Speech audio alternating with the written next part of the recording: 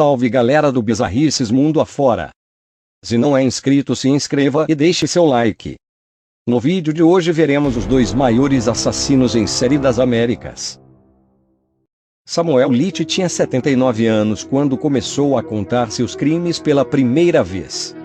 Lembra de muitos detalhes e com frieza, os assassinatos que cometeu há mais de 4 décadas. Eram na maioria, mulheres, jovens afro-americanas, sozinhas, que viviam na marginalidade. O FBI anunciou que conseguiu provar 50 destes crimes. A cifra é relevante porque oficialmente fez de Little o maior assassino em série da história dos Estados Unidos. Uma das confissões de Samuel Little é sobre uma mulher chamada de Denise Broders. Resumindo, ele disse que comprou um monte de crack e heroína para Denise e seu cafetão, que se juntou a eles para ficar doidão. Depois, o cafetão deu um tapinha alegre na bunda de Denise e a deixou com Little para pagar a conta no comércio. Little é um contador de histórias talentoso, e seus contos são repletos de ricos detalhes. Eu disse a ela que ela era um artista. Ela era muito atraente. Que eu poderia desenhá-la tão bonita, como Van Gogh. E riu com isso. Eu disse a ela que ela era linda e que eu amava. Eu dizia a todas que as amava, e enquanto ela se preparava para transar com Little, ele a agarrou pelo pescoço e a jogou no banco de trás como uma boneca, onde a estrangulou com uma mão enquanto se masturbava com a outra. Quando ela lutou, ele lutou com mais força. Como matar era sinônimo de sexo para ele, Little disse que tornava os encontros os mais longos e lentos possíveis, muitas vezes permitindo que suas vítimas recuperassem a consciência repetidamente. A última vez que Denise acordou, a cabeça dela estava no colo dele, os olhos grandes como bolinhas de gude. Grandes como seus olhos estão agora, disse para mim, sorrindo. Eu disse a ela, eu sou o seu dono. Você será minha para sempre. Ela chorou e ele beijou as lágrimas de seu rosto. Então ele a estrangulou. Little está preso desde 2013 em Los Angeles pelo assassinato de 3 mulheres entre 1987 e 1989, crimes pelos quais cumpre 3 sentenças de prisão perpétua. Mas em julho, amostras de DNA confirmaram a ligação dele com a morte de Denise Christie Broders, o que levou à transferência a uma prisão no condado de Hector, no Texas. Lá, um detetive identificado pelo jornal The Washington Post como James Holland ganhou a confiança de Little e conseguiu fazer com que ele falasse de outros crimes que cometeu no passado. Little acumulou, ao longo de 5 décadas, uma centena de prisões sob acusações de crimes como sequestro, estupro e roubo à mão armada. Mas por várias vezes ele conseguiu sair da prisão. O criminoso conquistava a confiança das vítimas para depois agredir, estuprar e estrangular até a morte. Little fala com empolgação de seus crimes, chegando a rir quando se lembra de detalhes. É um psicopata carismático, dizem policiais que tiveram contato com ele. Little foi condenado à morte em 2014, mas solicitou que a pena capital fosse cancelada em troca do detalhamento dos outros crimes. A concessão foi feita para ganhar sua confiança, de acordo com o promotor Bob Bland. Confessou ter matado 93 pessoas entre 1970 e 2005. Samuel Little, criminoso que indignou a população dos Estados Unidos da América.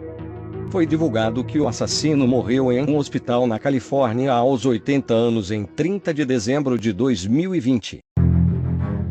Luiz Garavito, também conhecido como La Bestia.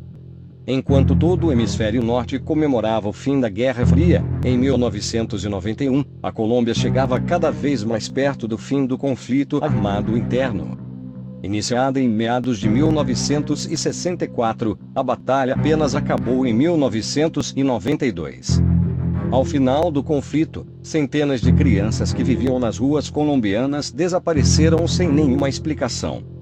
No entanto, preocupado com a recuperação do país após as décadas de batalha, o governo não fez grandes investigações. Foi apenas em 1997, quando os primeiros corpos foram encontrados, todos dilacerados, que a polícia entrou no caso. Começou, assim, um dos mais complexos e terríveis casos de assassinatos da história da Colômbia. Luiz Alfredo Garavito nasceu em 25 de janeiro de 1957, em Genova, cidade localizada no sul de Quindío, na Colômbia. Fazia parte de uma grande família, sendo o mais velho dos 7 filhos do casal, Rosa Delia Cubillos e Manuel Antônio Garavito.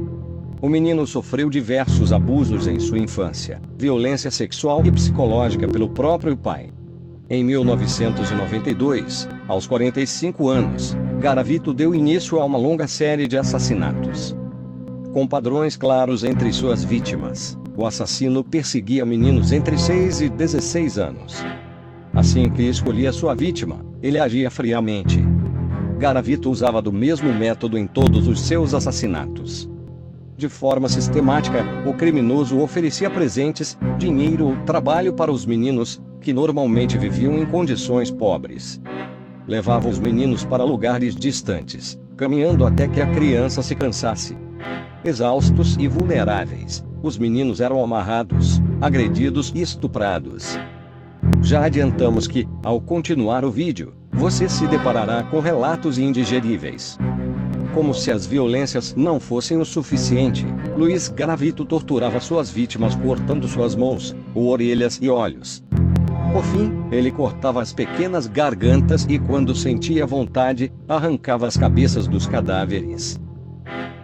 Chamava a atenção o costume de Garavito de, após assassinar suas vítimas, realizar anotações sobre a data, hora e local do homicídio.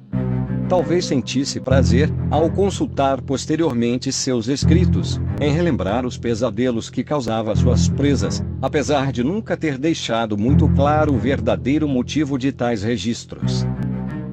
O fim dos assassinatos chegou quando Luiz foi flagrado tentando estuprar um menino de 12 anos, em abril de 1999. Ele foi preso pelo único crime. Aos policiais, o serial killer entregou um caderno pessoal, onde ele documentava cada uma de suas vítimas. Segundo os investigadores, o total real de assassinatos pode chegar a 300 crianças. Por 138 das 172 acusações de estupros e assassinatos, Luiz recebeu a sentença de 1.853 anos e 9 dias de cárcere privado. Entretanto, devido às leis colombianas na época, ele foi condenado por apenas 30 anos. Muitos foram os que pediram a prisão perpétua e a pena de morte da besta, embora não aplicáveis na Colômbia. Para a indignação e rejeição da opinião pública, a sentença ainda foi posteriormente reduzida para 24 anos, em virtude da colaboração de Garavito com as autoridades na localização dos corpos de algumas das vítimas. Hoje, Luiz Garavito vive na cadeia onde cumpre sua sentença, que foi reduzida por colaboração. Na prisão, ele vive isolado dos outros detentos, por medo de maiores consequências, e pode ser libertado em 2021.